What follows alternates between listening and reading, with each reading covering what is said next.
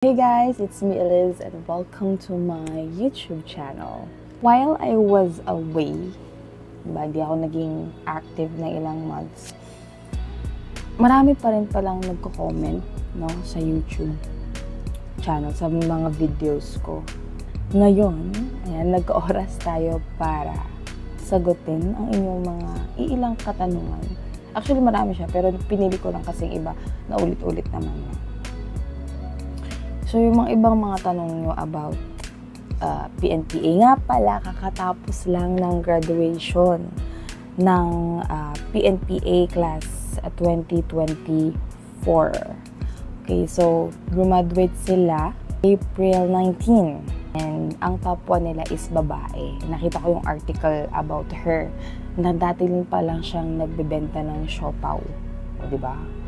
Who would have thought na yung dating nagbebenta ng siopaw na yun is magiging police officer someday. So, bago tayo sumagot ng mga katanungan nyo, panoorin natin yung story or buhay nitong si cadet, itong female cadet na to, na nag-top 1. Halain mo, babae siya pero nag-top 1 siya sa isang institution na majority doon ay puro mga lalaki. So, ngayon, namamayagpag na ang mga panang kababaihan.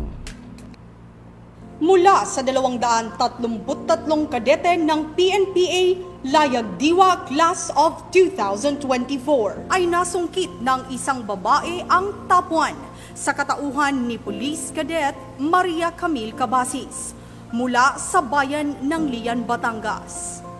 Si Police Cadet Cabasis ay nag-iisang anak ni na Mr. Edwin Cabasis at Mrs. Lucena Cabasis. Hindi naman maitatanggi ang angking talino ni Police Cadet Cabasis dahil sa pagiging academic achiever niya mula noong elementarya hanggang kolehiyo, kung saan nakapagtapos siya bilang cum laude sa kursong Bachelor of Science in Criminology sa Batangas State University, ARSU. So, before entering the academy, I was a college graduate, Bachelor of Science in Criminology sa Batangas State University. Nakapasa na din ako sa board exam noong December 2019. And fortunately, I was considered as the top 1 of Region 4A sa Criminologist board exam. So, hindi naging madali ang buhay sa akin, pero dahil sa aking motivation in life to succeed, I was able to attain kung ano naman yung mga goals ko sa buhay. Nung college ako and high school, sumasama ako sa mga marching bands, sa mga piyestahan, ganyan. And I also experienced na pumasok sa photocopy center, na kapag vacant time ko, pumupunta ako sa photocopy center. Tapos part-time student worker ako doon, 25 pesos per hour. Then, na-experience ko din na magtinda ng siopaw sa school namin. Pandagdag na rin siya sa mga gastusin ko sa college ko, especially nung nag-thesis na kami. Pero one of the foundations talaga na nakatulong sa akin bago pa man pumasok dito sa Philippine National Police is yung pagiging advanced ROTC officer ko. I was part of the Alabagwis class of 2016 ng Region 4 na Army Reserve Command, ROTC unit. And I'm from the Batangas State University, Aras of ROTC unit. I was a former corps commander of our university. And masasabi ko na dahil sa ROTC training, dahil sa pagiging ROTC officer ko, naging madali sa akin ang mag-adjust from civilian life into regimented way of living. Kung baga, meron na akong background, ano ba yung mga ginagawa sa ganitong trainings? And dahil doon, mas tumatag ang aking physical, mental, and intellectual aspect para maging kadete ng Philippine National Police Academy. Sa aming panayam kay Police Cadet Cabasis ay ibinahagi niya ang kanyang naging prinsipyo upang makamit ang pagiging top sa loob ng akademya. Sa 4 na taon na aking pagtigil dito sa akademya, ang naging sandigan ko ay ang Diyos at meron akong 3 prinsipyo upang makamit ang pagiging top 1 ng aming class. Una dito ay ang pagiging handa. Naniniwala ako na kung tayo ay handa, lahat ng bagay ay magiging madali para sa atin. Pangalawa ay sipag at tiyaga.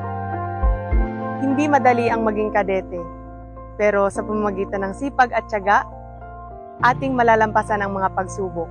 Hindi porket mahirap ang isang bagay, tayo susuko na lamang. Hindi porket mahirap ang isang bagay, titigil na lamang tayo at walang gagawin.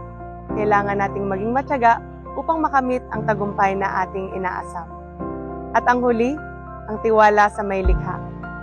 Sa lahat ng bagay na aking ginawa at nalampasan dito sa akademya, palagi akong nagtitiwala sa Diyos na may kapal. Siya ang makakatulong sa akin sa paglagpas sa lahat ng pagsubok at suliranin na aking hinaharap at haharapin sa aking buhay.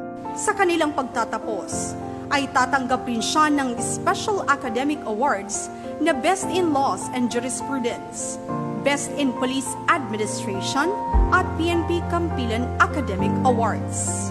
Sa aking mga kapwa kabataan at kababaihan, naway magsilbi akong inspirasyon sa inyo. Sa ating mga kababaihan, hindi tayo babae lamang, kundi babae na may magagawa sa lipunan. Kung kaya ko, ay kaya niyo rin. Wow. Okay, so gayak ako. Ba't ako na ikaw, pinaiyak mo talaga yung April. Hindi. Hormones to hormones. Napapadede ako. Nakaka-inspire yung mga ganitong kwento. Alam ko sa mga aspirants, may mga kwento din kayo to. May mga kwento rin kayo, may backstory din kayo. And hopefully, ay magawa nyo to, yung ma-share nyo yung kwento nyo. At the same time, makapasok kayo sa PNPA at matapos nyo siya. At hopefully, malay nyo maging top 1 tulad niya ni Cadet Cabasis. Okay, so going back na sinasabi kong answering your questions, yung mga pinagtatanong nyo habang wala ako. May nagtanong dito, paano po nakakalaba ang mga kadete? Sa kamay. Meron tayong mga service provider dyan. Sa laundry, ganyan. So, hindi nyo na problemahin yung oras nyo sa paglalaba. Paano po yung kagaya namin na walang ROTC or COCC experience? Ito na yung sinasabi ko. So, kanina, si Cadet Cabasis is nag-ROTC daw siya, diba? Sabi niya doon. So, parang sabi niya, malaking tulong sa kanya yon sa pagpasok niya sa academy. So, andun na siya sa environment ng ganon, ng regimented way of living. Parang meron na siyang idea. So, yun yung kanya, yun yung parang advantage niya. Pagpasok niya sa PNP, hindi siya na-war shock or hindi siya nagulat or nag-adjust. May adjustment, pero kasi iba pa rin talaga. Pero, alam niyo yun, parang may idea na siya. Unlike sa mga tulad ko, ayan, tulad natin, yan, paano yung mga kagaya namin na walang, yes, tayo yun. Nung college ako, tawag namin pa doon si WTS. Ayoko natin mag-RO. Kasi hindi ko naman talaga plano. Wala akong plano. Parang biglaan na lang na pumasok ko sa PNPA. So, nung college ako, si WTS yung kinuha ko. So, paano kaya? Mas malaki yung magiging adjustment nyo. Kasi, wala kayong initial training or initial experience. Pero, makaka-adjust kayo. Kasi nasa sa inyo naman yan kung gustuhin nyo. Ako, naka-adjust naman ako, diba? So, wala rin yan sa, may advantage talaga yung may mga RO, pero hindi doon nasusukat. No? Kung paano nyo masusurvive ang training sa loob ng academy. So, yun. Sabi dito, bakit po bawal ang may anak sa PNPA? Ngayon na may anak na ako at dalawa ng anak ko, parang common sense siguro na bawal ang may anak sa PNPA kasi una sa lahat, sa akin lang to hindi ko alam yung talagang reason, pero sa akin siguro, dahil siguro hindi ka makakapag-isip ng maayos, hindi ka makaka-focus kasi iniisip mo anak mo sa labas, tsaka iiwan mo yung anak mo sa labas, at tsaka iisipin mo yung pag-support sa kanila. So, hindi career or hindi ko yung priority mo, yung pag-survive sa loob ng priority mo. So, at tsaka, alamin ko nga yung talagang reason yan. Pero para sa akin, dahil may anak ako ngayon na i-realize ko na hindi ko kakayanin kung sakaling may anak ka at mag-training ka sa loob, hindi kaya. Unlike pagka recruit ka, ayan, ang recruit, PSBRC, yun yung mga PO1, PO2, or patrolman, yan. Pagpapasok ka, regardless of may anak ka, okay lang. Ayan. Pero sa PNPA, hindi pwede. Hello po, ask ko lang po if need po magpa-short hair or boycott kapag papasok po ng PNPA. Hindi naman requirement na pagpasok mo dapat nakagupit lalaki ka.